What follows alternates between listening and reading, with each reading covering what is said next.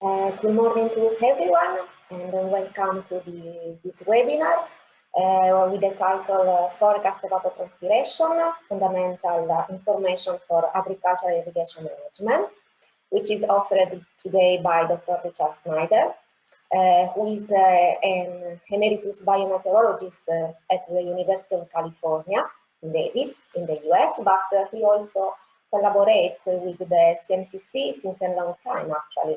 And we are really grateful for this. And Dr. Snyder has a long research career and is specialized in both measuring and estimating evapotranspiration, in frost protection of crops, in agriculture and urban irrigation scheduling, and in water resources planning. Today, Dr. Snyder will present a 7-day forecast product, which is developed by the U.S. National Weather Services of the Sacramento office and by the University of California at Davis to estimate the evapotranspiration. And during the webinar, we will also discuss about the importance of such products for agriculture and also for urban landscapes and how it works. Dr. Snyder's talk will be introduced by Professor Donatella Spano, who is a full professor at the University of Sassari, and she is also a senior member of the strategic committee of the CMCC.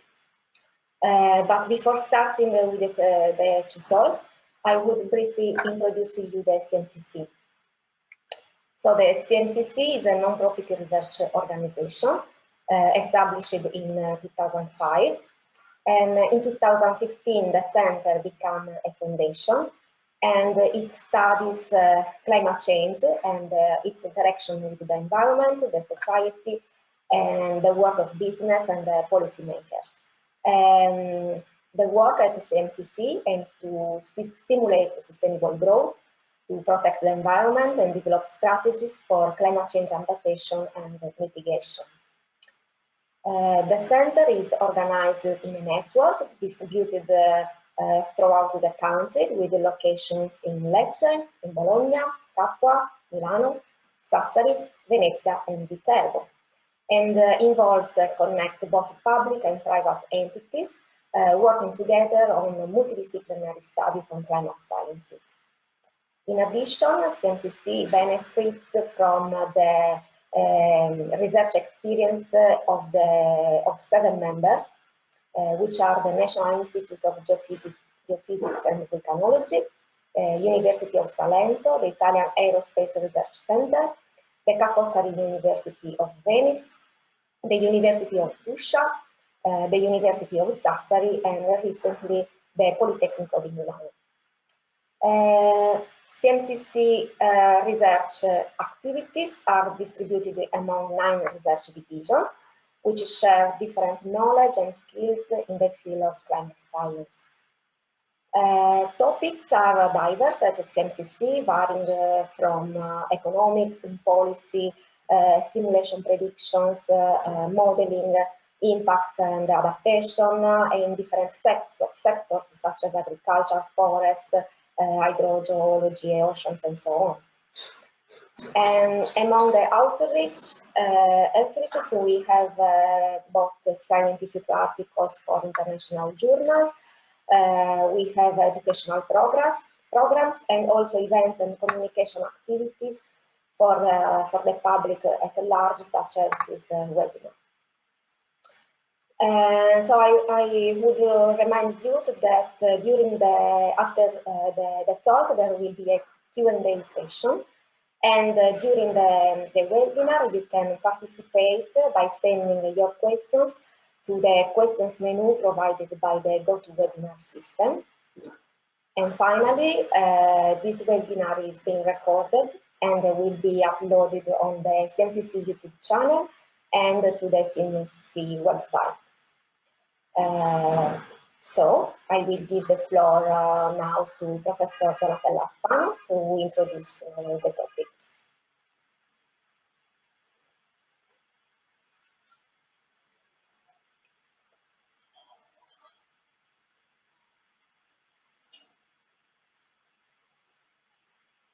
Thank you, Serena. Thank you for your introduction. I hope that everyone can hear me. And the first, as Serena just mentioned, today we are talking about evapotranspiration, and we needed to define what evapotranspiration is, and also why it can be useful for irrigation management.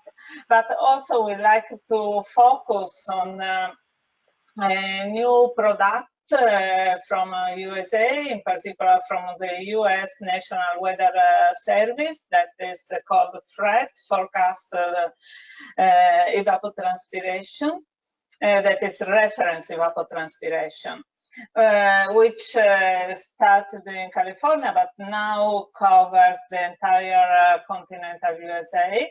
And they provide information that is helpful for to growers and the landscape professionals for irrigation management. And the presentation, in particular, Richard Snyder will focus and will provide information on why FRET is so important and how this information can easily calculate and how it can be used in the schedule irrigation. So the FRET program was originally developed by Richard Snyder at University of California, Davis, and by Morteza Orang and Mike Anderson from California Department of Water Resources, and Cindy Palmer from the office in Sacramento.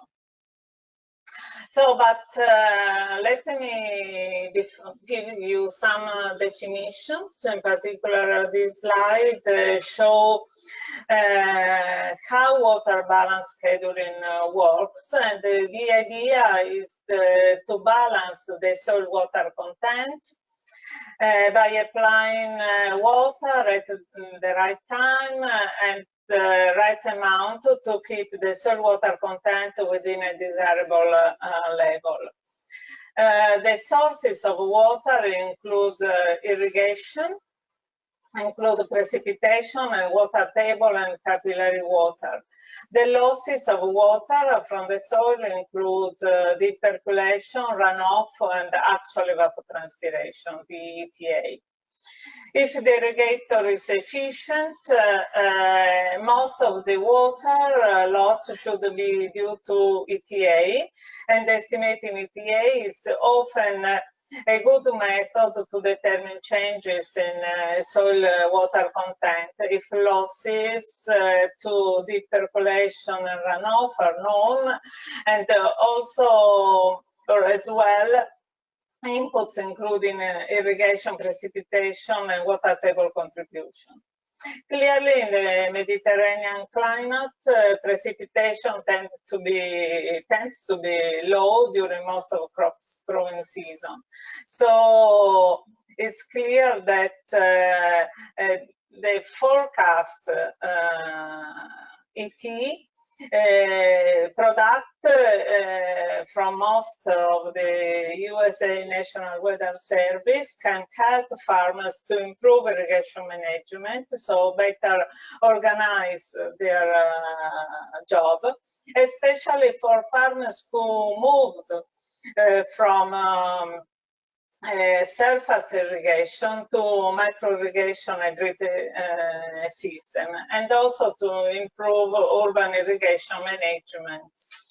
That is another important sector. Just to give some other definition, we can say that crop and landscape evapotranspiration can measure. But one advantage from using ET-based scheduling is that many farmers can use the same reference ETO station with the crop coefficient values to estimate changes in soil water content. So as you can see in this slide, the ETC is the ET from energy limited or well-watered crop. ETO is reference evapotranspiration, which is calculated from measured or forecast weather data, as Richard Snyder will show later. And the KC is a coefficient to convert from ET of the reference surface to energy limited ETC of a crop or a landscape surface.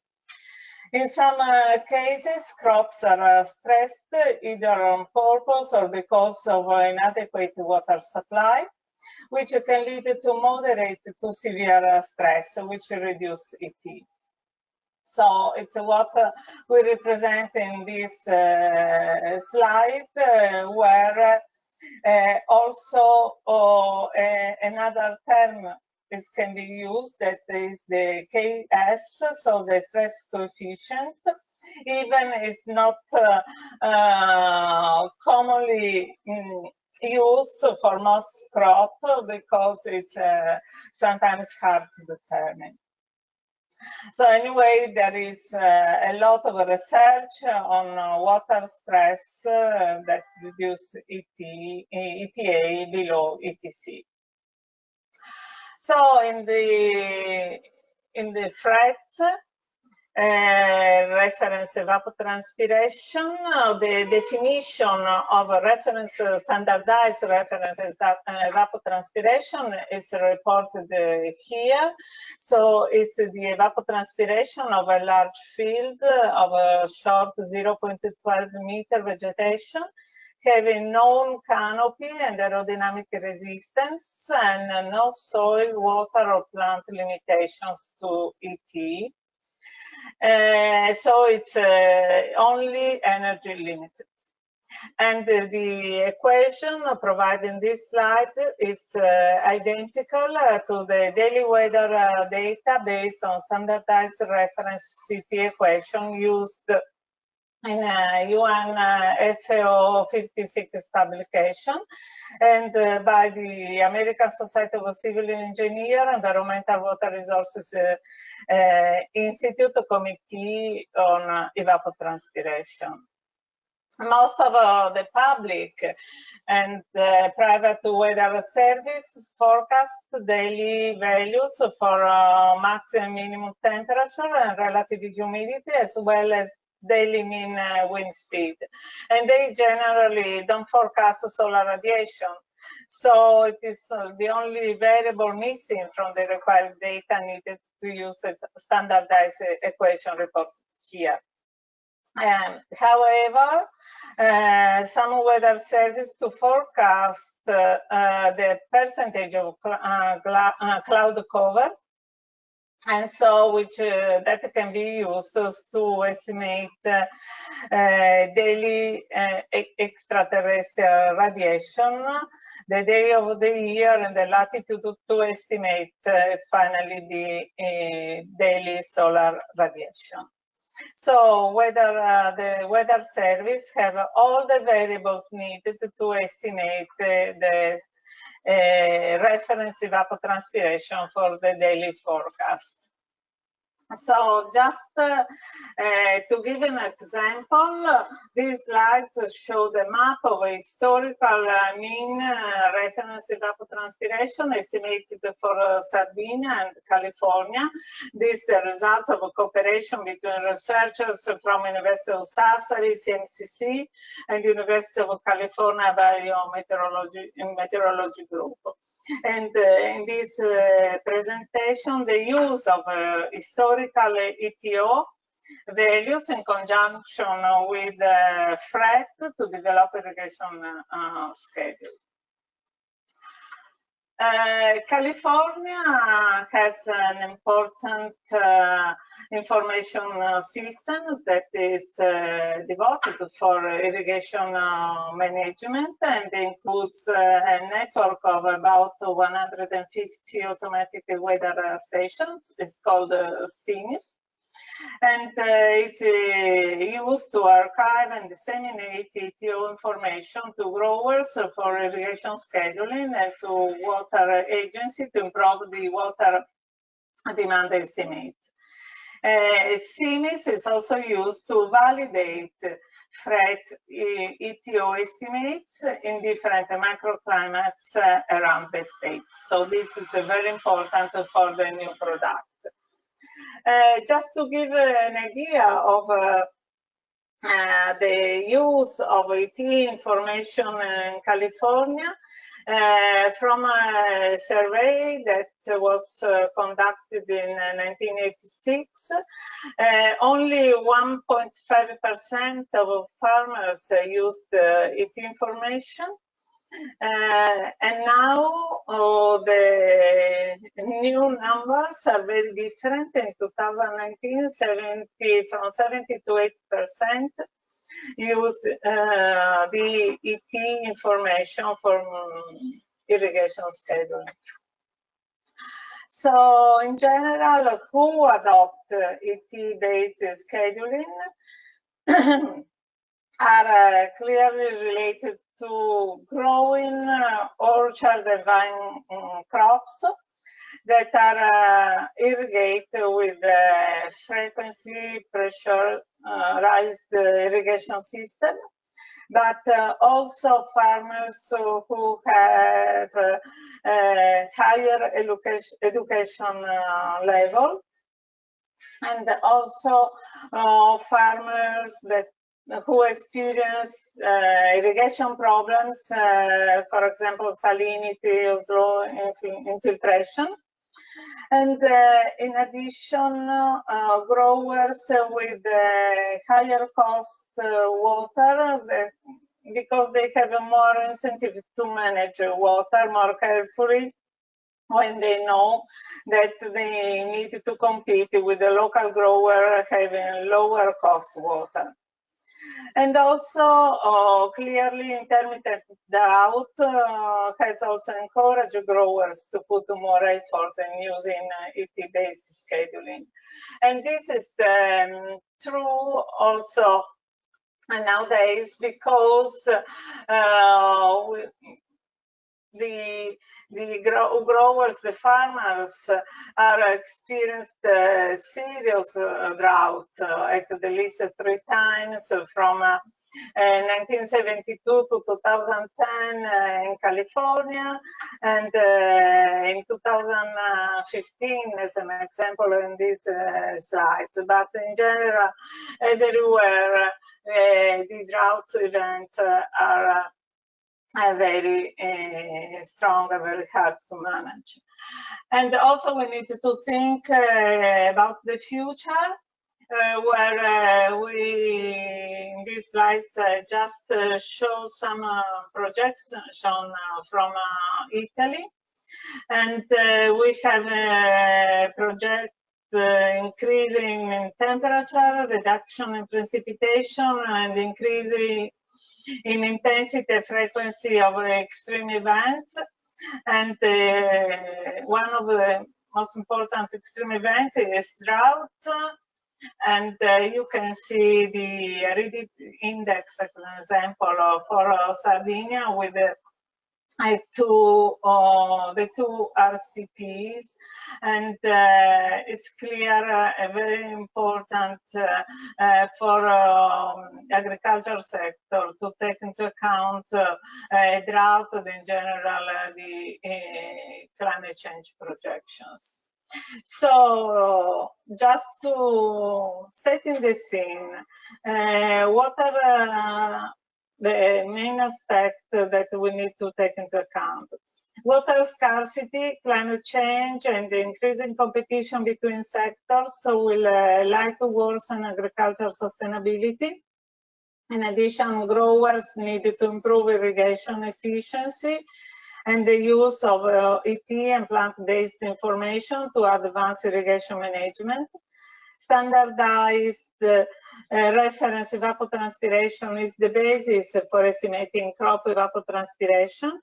And efforts are currently underway to encourage adoption and use of ET-based scheduling by growers and landscape professionals.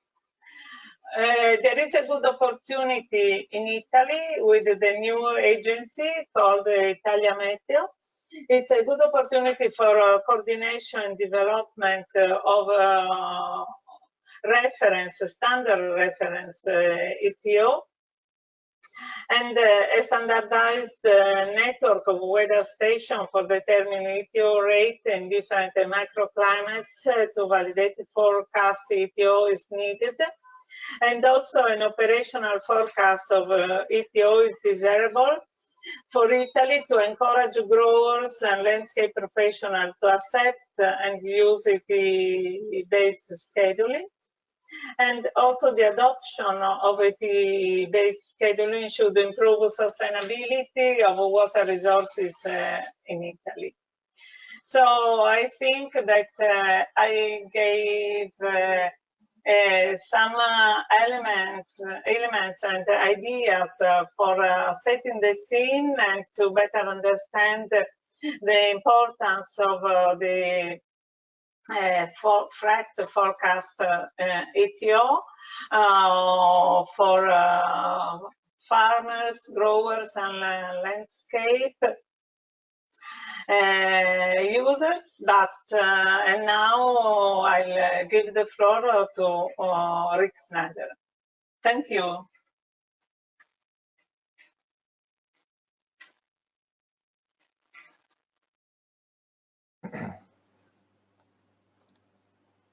Okay. Thank you very much, Donatella, for that interesting discussion about what's been happening. And also thank you, Serena, for introducing both of us. I want to talk to you today about FRET. It's interesting because I spent about 25 years trying to figure out how, put this up here, how to get farmers to change their irrigation practice and become more efficient. And so a lot of this is related to that. A lot of the work that we did was to try and help the farmers to become more efficient, partly because they make more profits that way, and they also help with the water resources problem. Now in California, there's a very serious problem with a lack of groundwater, and so it's going to get a lot worse in the near future. And so there's a lot of interest in now in doing scheduling. To start with, talking about forecast evapotranspiration, fundamental information for agricultural irrigation management. I tried to do forecast evapotranspiration with Bill Pruitt, who was one of my predecessors when I first came to California back in the 1980s. And our goal was to try and see if we could forecast, maybe a week or so and give out ETO information. So we identified it a long time ago as being important. I talked to a lot of news people about like newspapers and radio stations and TV stations, and they all refused to take the information, which I thought was interesting. And so even then, I asked several of them, well, why do you do that? And they always told me that they didn't trust the information that came from water agencies, but they did trust information coming from the Weather Service. And it never dawned on me until like 25 years later that, oh, maybe we should go talk to the Weather Service and get them to do it. And so that's the reason why I went over to Sacramento and talked to Mike Anderson, who's a state climatologist, and Cindy Palmer, who is a meteorologist with the Weather Service, and Morteza Orang, who works with the California Water Plan. I helped work with him a lot. So we thought, oh, we'll try and get this FRET started. So that's how it all got started. I went over and talked to them to find out what they forecast.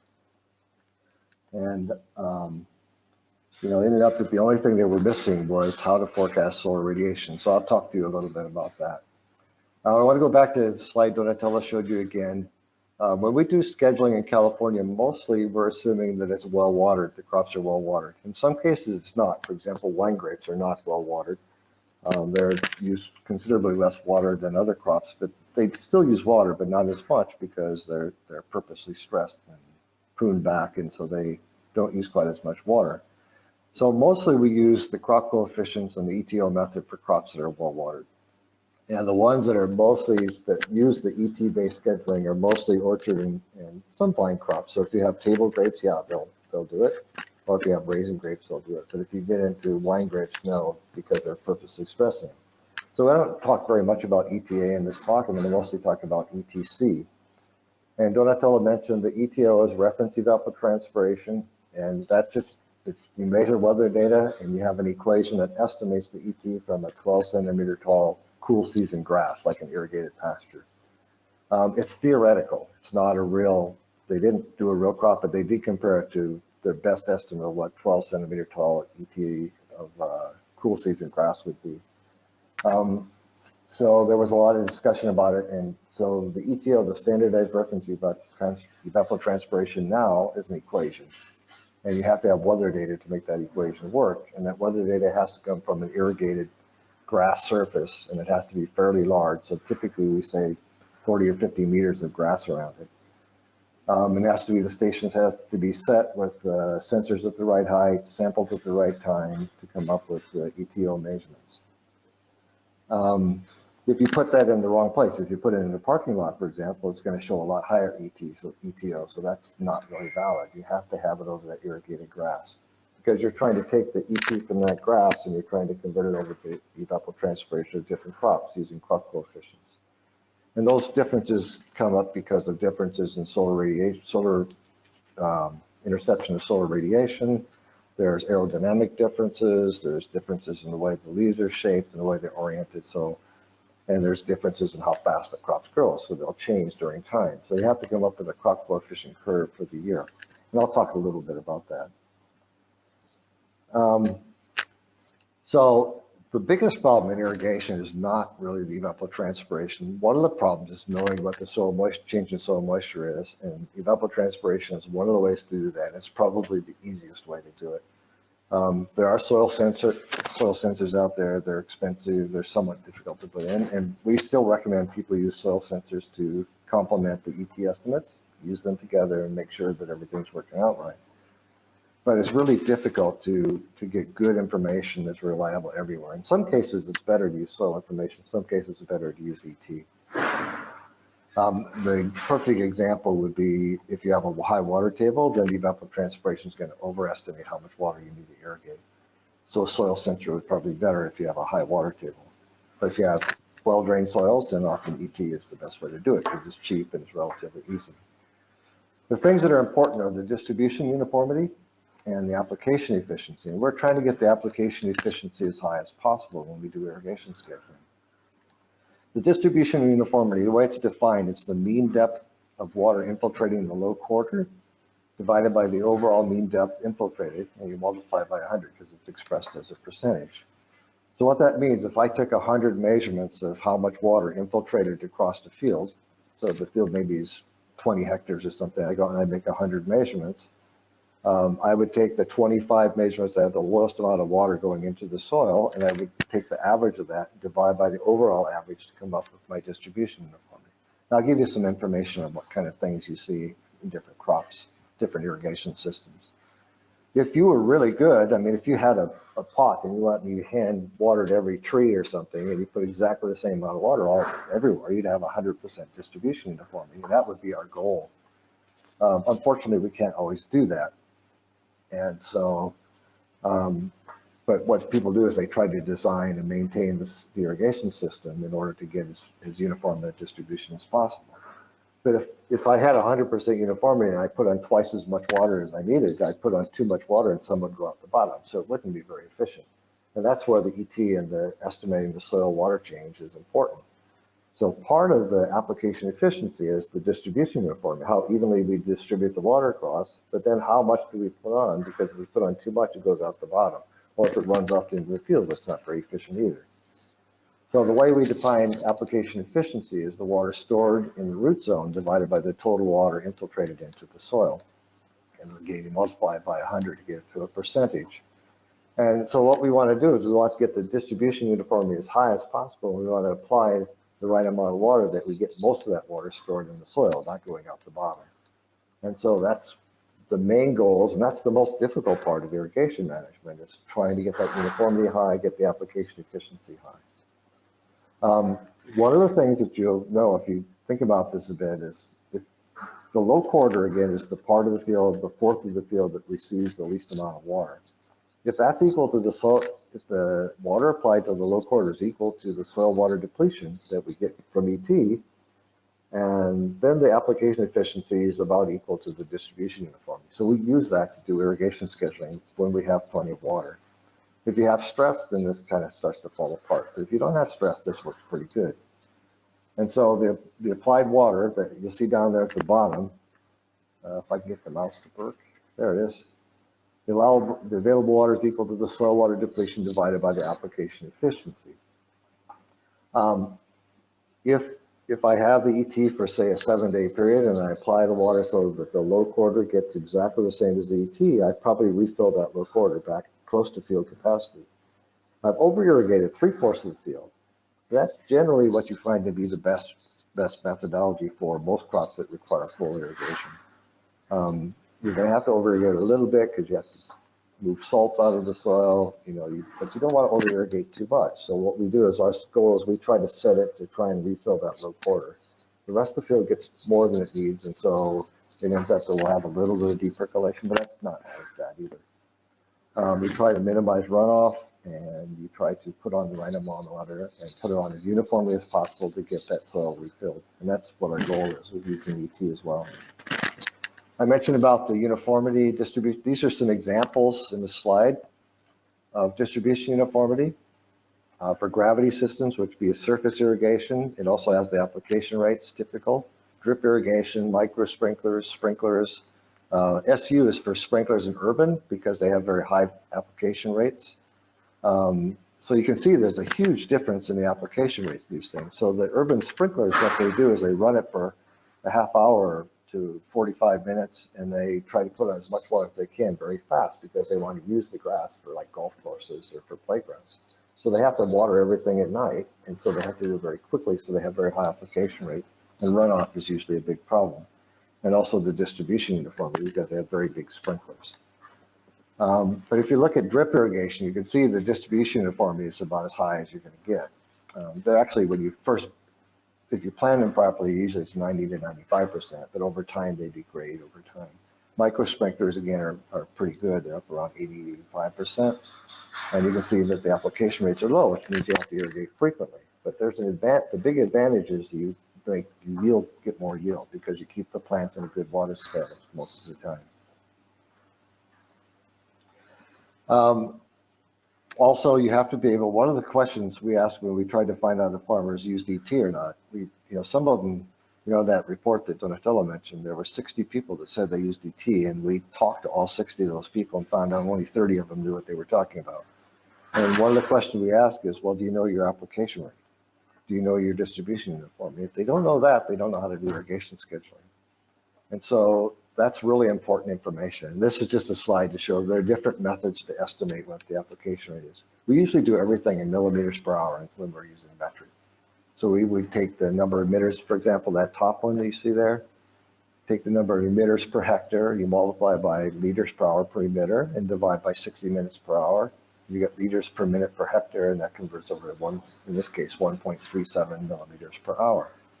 And so you can get the same thing using the pump rate in the area, and you could get emitters per plant, liters per emitter, and so on, and you still get the same thing. So this is just to have a program that helps people to calculate that, because if you don't know that, you can't do it. So that's really a critical thing. So I'm mostly going to be talking about high frequency, low volume drip and micro irrigation, and that's what Fred is the most useful for. And in California, when I came to California, it was less than 1% of the irrigation was with drip and micro sprinklers. And now I'm guessing it's up around 70%. So it's changed dramatically in the last 35 years. And a lot of that has to do with these reasons that are given here. Water is applied in small amounts near the plant and has very high distribution uniformity, which is good. That's what you want. Has excellent control of the amount and timing of irrigation, because you can turn it on and turn it off when you want to. And you're not as restricted as you are with surface irrigation. Weed growth is minimized, and fertilizer and other chemicals can be ejected. So I see a lot of farmers, they mainly use it for supplying fertilizer to the plants. I mentioned about urban landscapes. urban landscape, fret is extremely useful for urban landscape irrigation. And the reason is because it's really hard to find a good open grass field to put a weather station in. This is the one on the right is an example of a CMCC station, one of the ETO stations in California, and that one's, I think, at Fresno State University. And then over on the left, you can see we have a station there. We were measuring evapotranspiration with a sonic anemometer, which probably shouldn't use there, and also with surface renewal, a thermocouple. And what we're trying to do is find out crop coefficients in an urban setting. This is next to the medical school at UC Davis. We figured nobody would steal our station there.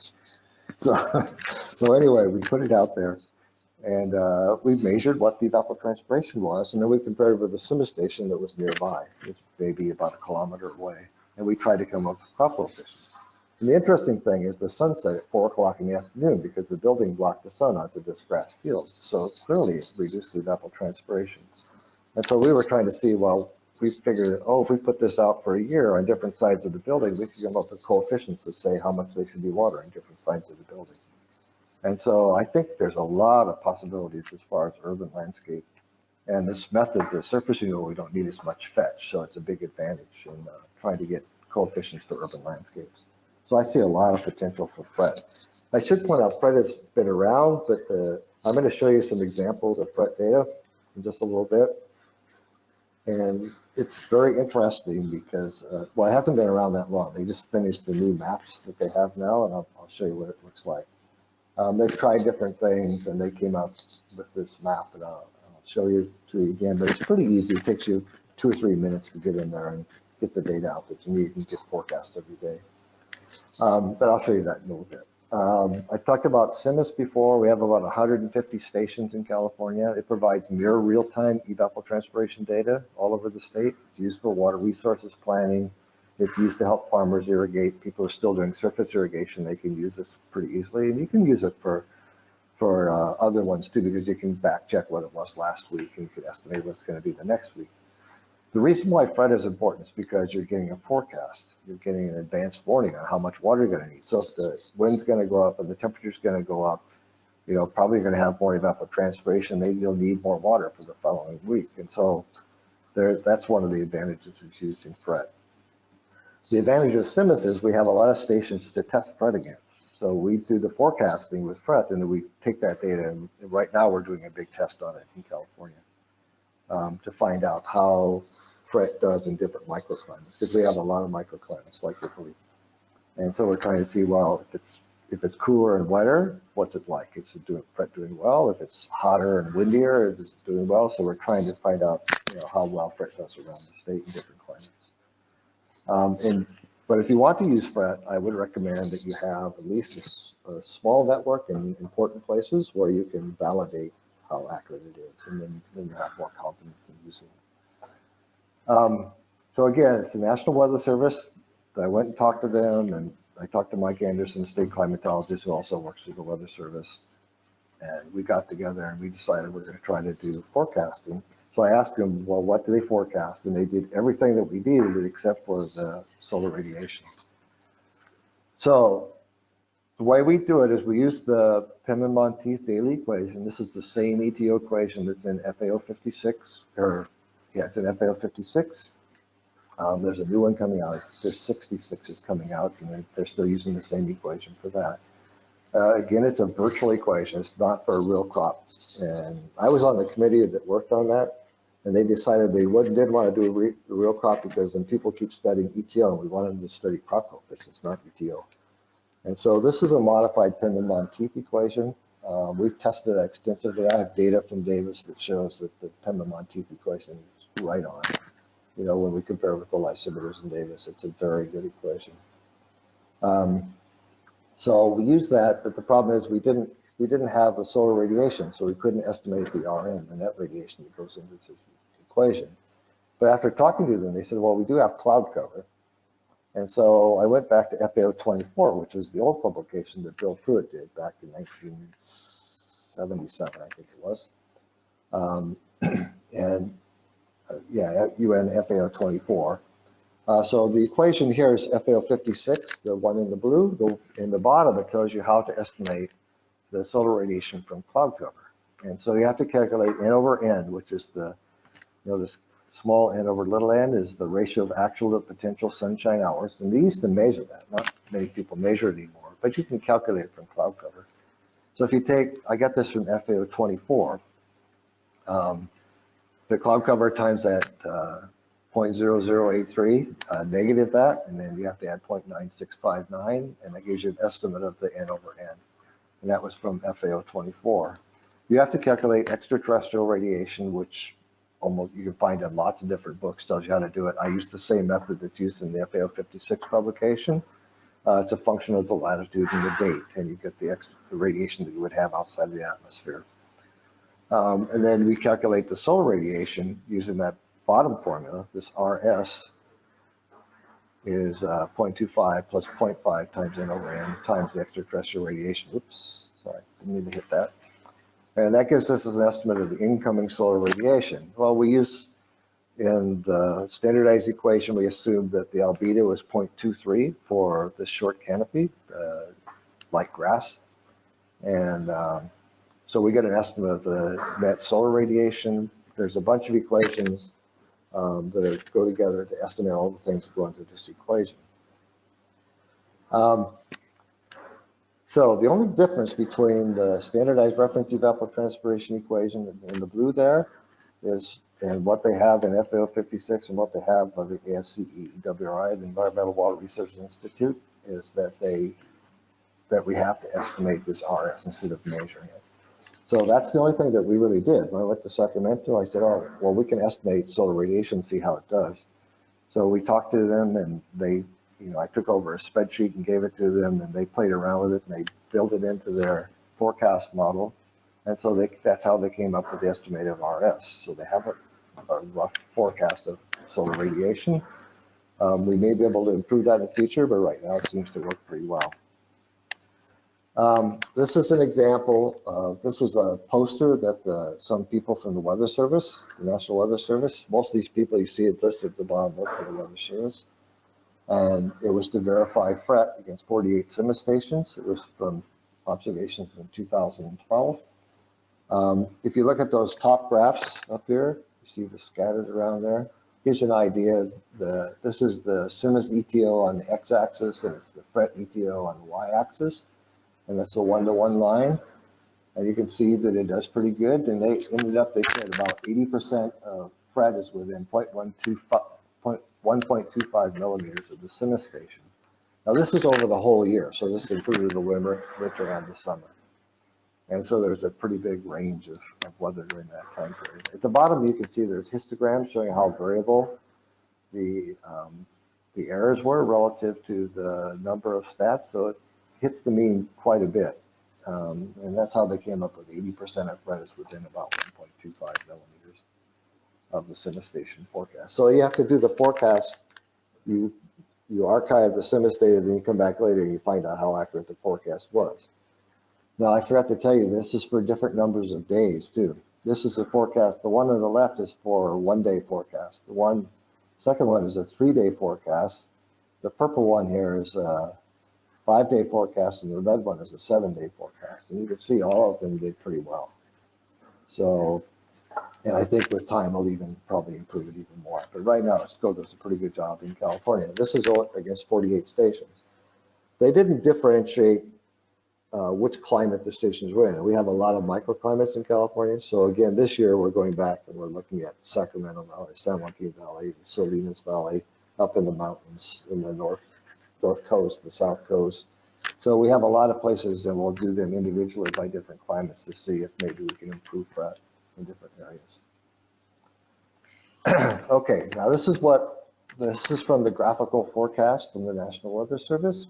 Up at the top, you can see I put this is the link.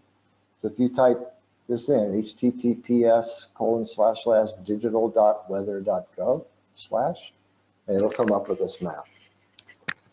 The map, if you look at this up here, the daily FRET, I put a little blue circle around it. There's a list of about 25 different products that the Weather Service forecasts. It's a drop-down tab, so you hit that tab, and the daily FRET is like the third one from the bottom because it's pretty new. So they have daily FRET and they have weekly FRET, and there's different things that they have there. But the first thing you have to do is set that to daily fret. So when you get in there, that's what you have to do. It shows the whole country. It started out in Sacramento. Sacramento Weather Service office did it for 2 or 3 years just to test it out, and then it spread around to the rest of California over the next couple of years, and then it went across the whole country. So now, in fact, if you go on the web and you look up who's using it most, the people using it the most are in South Carolina, which is way over here. So it's way over in this area. And there's all kinds of things that the Weather Service office in South Carolina is writing about fret. So they really like it. A lot of the people use it for urban landscape irrigation because you don't have to irrigate all the time to get enough rain, but sometimes you might go 2 weeks without rain. And so it's good to have a forecast to help people decide how much to apply. So when you get here, if I was doing this, I'd want to zoom into California. So that's what I'm going to do. I'm going to zoom in. So this is Northern California. Put my mouse over here again. I can find it. There it is. So this blue is the ocean, Pacific Ocean. Right here is San Francisco is right here. And Sacramento is here. And Davis is just a little bit to the left of Sacramento. So I'm going to zoom in there too. These are all in inches. They apologize for doing inches, but that's what people use in the United States. So you'll get it in inches. So I'm going to zoom in a little bit more. So now you can see Davis, you can see Sacramento. If you went down that highway through Vacaville, it goes down to San Francisco. It's about an hour car drive, so it's not very far. So I took the data from Davis. That's what I'm going to show you. So what you have to do, there's this bar up at the top, and you can see the bar up there. I put it on, it says 0.400. That's the first day. This was on the 19th of July, and it was a Friday. And so it's saying, well, this is the current day. So you have a forecast for the day because it's not over yet. And then then if I move this over, you can move this bar over to Saturday. Keep pointing with my finger, but you can't see my finger. So let me get that mouse again. There it is. Oops, I went too far. Let me go back. Okay, there's the mouse. So what you would do is over here, there's a button like this. This is to move left, and there's one to move right. So I have Friday, Saturday, Sunday, Monday, Tuesday. It's got Wednesday and Thursday again would be the last day. So you could set that button. It'll give you the ETO forecast for that day, and it also gives you the sum from the current day up until that day. So this is the first day. You can see its fret says it's 0.26 inches. It's 0.26 inches since July 19th. Okay, now I could do each of those separately, and it would change. It would tell me the ETO on a given day, so on Saturday, on Sunday, and Monday, and so on. But it also gives me the total up to that day. So you get the ETO on each day, and you get the sum up to each day. So what I tell farmers to do is you go and you get those 7 numbers, and you put them into your spreadsheet or whatever you're using to do your calculations. And the next day you can come back and you can overwrite if they've improved the forecast. The forecasts change over time. And the one thing we do know is the closer you get to the current day, the more accurate it's going to be.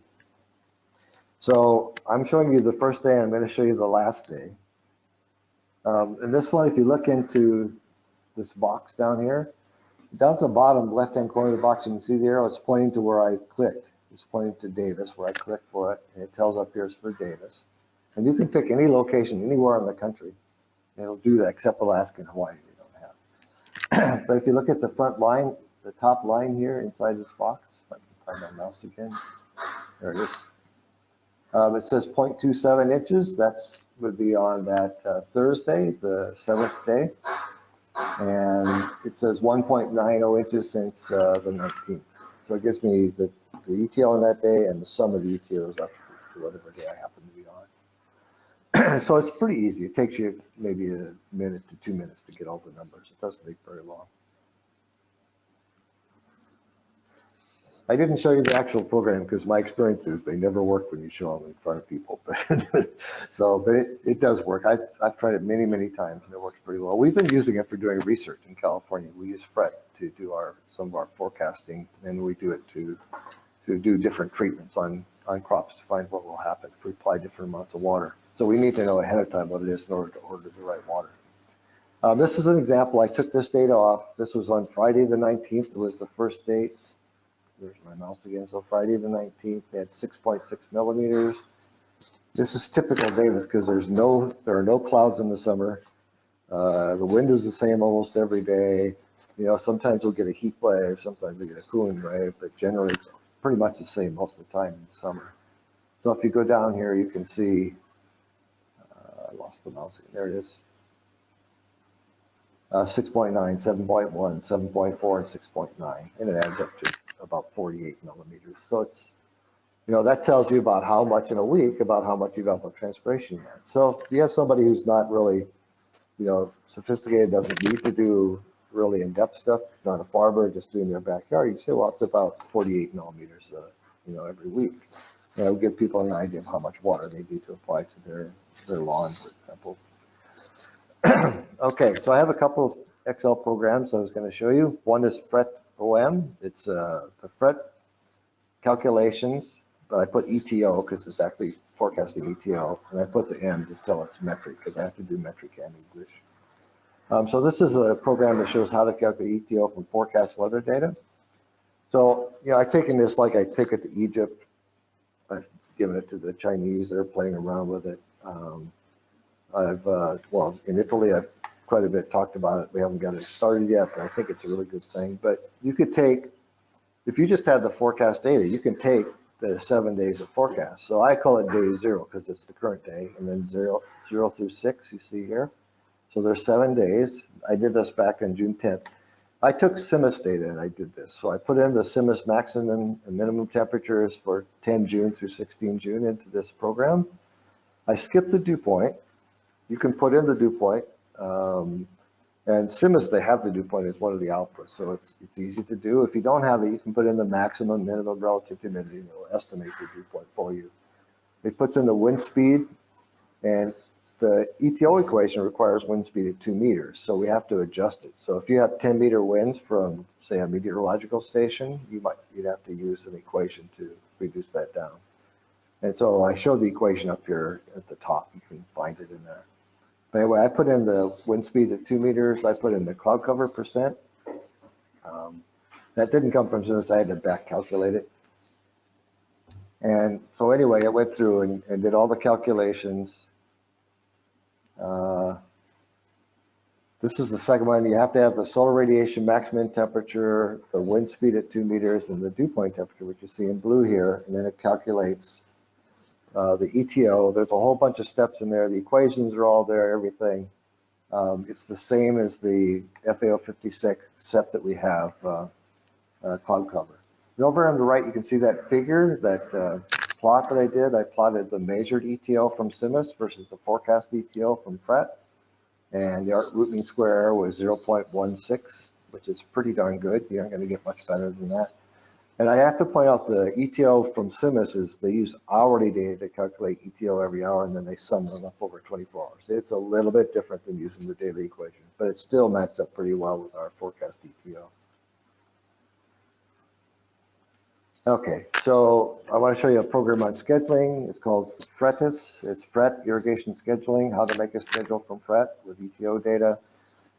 First off, I put in weather data, the climate data. So I took the monthly mean of the daily solar radiation, maximum temperature, the wind speed, and the dew point, put in some information about the latitude, elevation, so on. And it calculates ETO using the Penman-Monteith equation. That's what you see in this column, the yellow one here, and then over here is the one I'm going to use. So I get those monthly mean ETO values, and then I use a cubic spline, and it fits that ETO curve for the year. So it ends up that you get a curve like this for ETO.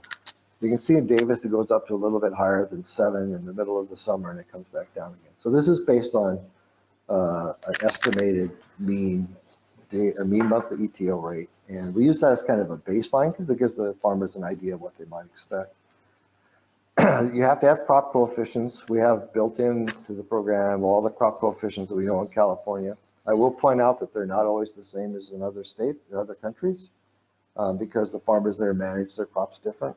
And so if you prune the crops more, you won't have as much ET. If you water them more, you might have more ET. So in California, they generally have pretty high ET rates because they usually err on the high side. So the crop coefficients, I'm in an example of stone fruits, which is like peaches. You can see I marked it there in brown. and it has a KC of about 1.15. I did research in Portugal about 15 years ago, and they had a KC there for peaches of about 0.35 to 0.4. So it's a huge difference in the ETO. So you have to make, or in the crop coefficient. So you have to make sure you have the right crop coefficients. In this program, you can edit those. It has a program to put in the information, and I don't have a lot of time, so you have to put in some information about the growth dates and what the KC values are on different growth dates. It's all in the program that you're able to modify if you have research that you think it's different in your particular country. And it comes up with a curve like this. So this is the curve for peaches in California, in the Central Valley of California. And this is fairly typical for a deciduous tree crop or an orchard or vine crop. And so you can see the KC went up to about 1.15. When you apply those together, you multiply ETO times ETC. That blue line represents what the ETC curve would be. So that would be for a well-watered peach crop in California. And the dotted line again is for ETO. So during the summer, from May 31st until about September, just about the end of September, it was higher than ETO, and then it drops down late in the season as you have senescence. This is an example where I took the fret data. No, this is using the historical average data. That's why it's the same all the time. So if you look over in this column, over column E, you can see it's 0.71 all the time. That's because most of the summer is around about 7.1, somewhere in that range for ETO for the average. So that's the crop, well, that's the ETO rates. The crop coefficient, you can see is 1.15. I went through, and what I did is every time I got 29.6 millimeters, which corresponds to 24 hours of irrigation, I go back to the day before. And I look and see what the soil water depletion is in the low quarter, which is calculates here, and it ends up as 24.4. So I applied 24.4 to the low quarter, that went back to 0. And that's what happened on all these dates. Now these are for historical averages, so they're not changing very much. It's a nice smooth curve. The application efficiency was 90% for each of these because I was refilling the low quarter all the time. And for stone fruits with an application with like micro sprinklers, that's going to be about 90%.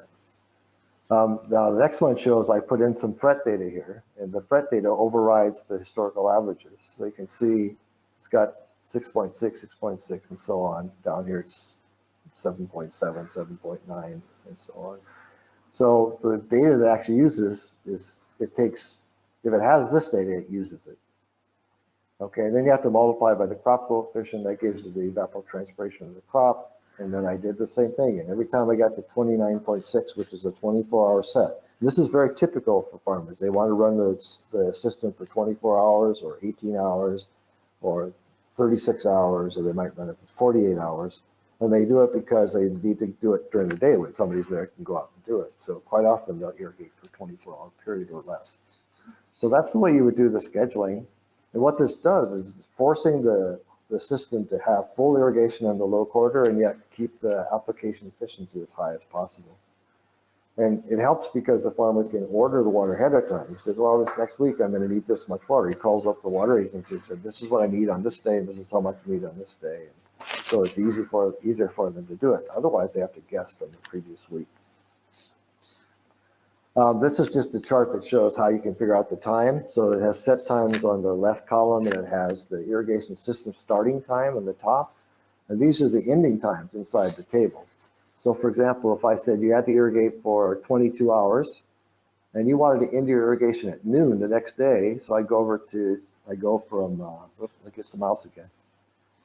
So over here, I got 22 hours of irrigation, and I go over until I reach noon. So I say noon the next day, I want to stop. That says I should start at 1400 hours at 2 o'clock. So you can easily go in there, because one of the problems is getting the labor to do the right thing, because they're usually not very highly educated. And so if you talk to farmers, they'll tell you always that the biggest problem they have is labor.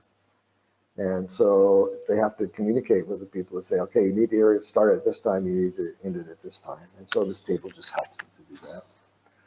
I just did a plot to show you what the effect of that almost 2 weeks of fret data. You can see how it's jumping around. If you look back in the, in the summer, it's pretty consistent. It doesn't change that much. But if you go into the spring and the fall, sometimes you'll have periods when it's down, sometimes it'll be up, and so it'll have a bigger effect. This is just showing the cumulative irrigation relative to the cumulative evapotranspiration. The red line is the irrigation, the blue line is the ETC, and so they're just basically keeping up with ETC to make sure that the plants have plenty of water. So in conclusion, FRET offers irrigators the ability to plan up to 1 week in advance for irrigation, water, and labor needs. A properly designed operated network of weather stations is needed to validate FRET accuracy, especially in climates where it's not been tested. So we're lucky in California, we have CMCC stations all over the state now, so we can do it almost anywhere. But you need to have really well designed, well operated, well maintained stations to do that testing. FRET is especially useful in terms of urban locations where good weather station sites are scarce and in countries where locations for stations is limited. I've tried to introduce it in Egypt for a long time. They're starting to do it, but they have trouble because they put the stations out, they get stolen or they get destroyed. And so that's one advantage of FRET is you can use forecast and you don't have the stations. You just have to have a few of them to validate.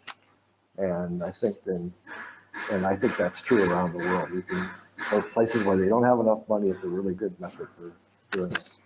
FRET is more likely to be adopted because it comes from more trusted weather forecast service and not a water agency. Farmers don't trust water agencies. They do trust the weather service because they know they can get the data from the radio, the TV, and the newspaper. Methodologies to determine forecast ETL and irrigations were presented in the application programs. You can get those programs off the web. I'll talk to the CMCC more about how I can make some of the stuff available that I've done. But we have to do, it's not that difficult to do it. The biggest difference in FRET was doing that cloud cover to solar radiation. And that's like 3 lines of code, it's not much. FRET can be used with low-cost ET measurements, surface yield estimate crop and landscape coefficient locations with variable microclimates and mixed vegetation on small farms in urban setting.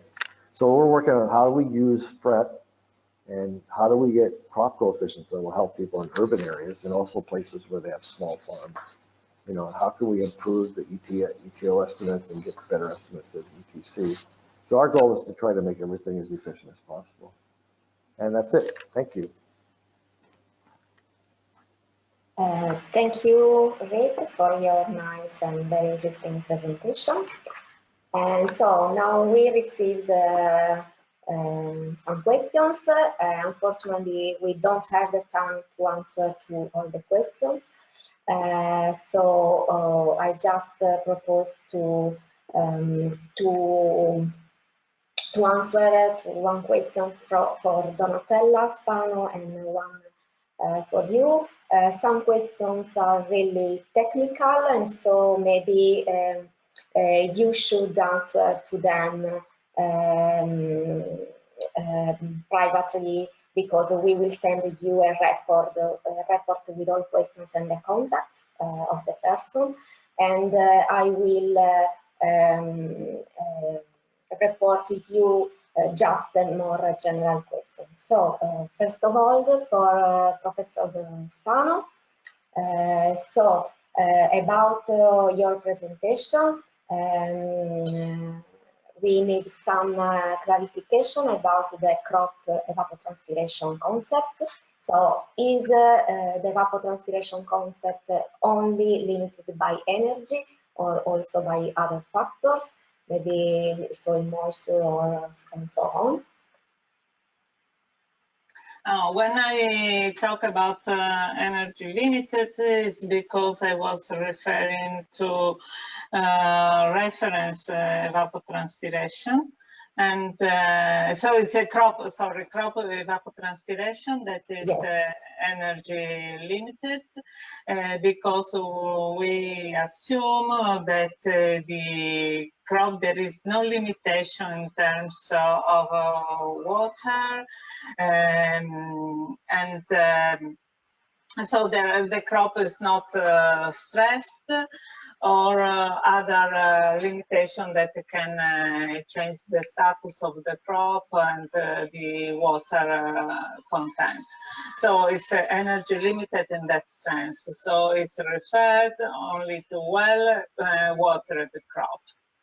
But when we talk about actual evapotranspiration, we are talking about a system that can be stressed, so there will be limited water availability, and also the crops can present other stress. Like pathologies or other stress that can affect the status of the crop. Thank you, Donatella. And now a question for Dr. Snyder. Some people who want to know if the use of the fruit product is diffused within the US, and also if the software is available for the public. Yeah, that's a good question. It covers all the continental United States. So you can pick a location almost anywhere in the United States and get FRET ETO estimates. I don't think it's available in Alaska and Hawaii because they're separate from the continental. And I'm not sure if they've introduced it there yet or not. It's, the stuff that I have, is available. And I talked to the Weather Service. I know in the Weather Service, they did everything at first in the Sacramento office. So they developed it all there. And they tested it out for a couple of years before they went and started talking to other stations. So it went to every National Weather Service office in the United States. And now there's a national committee. They came to see us a couple of times and talked to us about, well, what's the best way to do this? And they like maps. So I understand that. And so they decided to do the map that I showed you, the graphical display. And as far as I know, they will share that. I'm not positive because I don't work for the Weather Service, but I think if I was really interested, it depends on what software you have, and I don't even know for sure what they're using. Because every agency has different software that they use, so I really don't know what they're using. But my guess is that if you had the same software, they probably would share it with you. I don't see any reason why they wouldn't. And it's not difficult to introduce it into yours. It's like adding another product, because you just have to add those, 2 or 3 lines to get you have to calculate extraterrestrial radiation in the ETO equation anyway. So all we're doing is we're estimating from the forecast of cloud cover and the extraterrestrial radiation, we're estimating what solar radiation is. That's the only difference. So you can easily put that into any country that has a forecast that forecasts cloud cover, temperature, humidity, and wind speed can do it. I don't see any problem. But I would check with the National Weather Service in the United States and go to the main office. I think is somewhere near Washington, and they probably would share with you if you asked them. Okay, this is a One good. comment. Serena, can I make a comment? Yes, of course. It's just that clearly there was a good cooperation in California and the United States between Weather Service and experts on evapotranspiration and irrigation. So this is a good example of what can be done for obtain a good product and useful product for operational and for helping the agricultural sector. So I think that this is a good point for and a good example for all of us. Yeah. Can I make one comment too? I didn't say much about it, but CMCC, it's 150 stations, and when they put them out to do evapotranspiration, the state was concerned. They said, well, maybe we should sell this information to the farmers, not just give it to them. So they had a grant from the economist at UC Berkeley. They did a study on it, and they found out that nobody the state bought 37 of the stations, 150 stations. All the other ones were bought by local agencies and farmer groups. So the farmers identified that it was good for them. And so the state didn't pay very much for stations. They bought 37 stations in 1980. The rest of them were all bought by other people. The cost for them to run CMCC is $850,000 a year, which sounds like a lot, but they estimate that the economists in Berkeley estimated the benefits was $64 million a year. So the state's making money, $64 million a year. The taxes on that will more than pay for the $850,000. So it's a good deal. It's a very good deal to have them support that, because they're not losing anything. The government's they end up making money because they're going to get more taxes because the profits went up, because they did better irrigation management. So they got better production, they used less water, or they used it more efficiently. And, I always think it's a good example of how, if you really do things right, you can get something back out of it. But, $64 million a year is a lot. It adds up to a lot. In 35 years, it's a lot of money. And so I think, you could easily make an argument to local and national governments that you should have a system to do that, because it's going to help everybody, and the problem is going to get worse. So why not have a good network? So anyway, okay. I was thinking that's really good. Thank you, Rick. And I think that what you presented could be also useful and can be a future perspective also for Italy, since the national agency, the weather agency, it will be establishing. So we hope that also in Italy we can have such a collaboration between national government and agency and research institutes. So I really thank both of you for your talk, and also I thank all participants to this webinar today. And so we are at the end, and so I wish you a good day. And I think I invite you to follow next CMCC webinar that will be provided in the next days and months. Thank you to everyone. Bye-bye.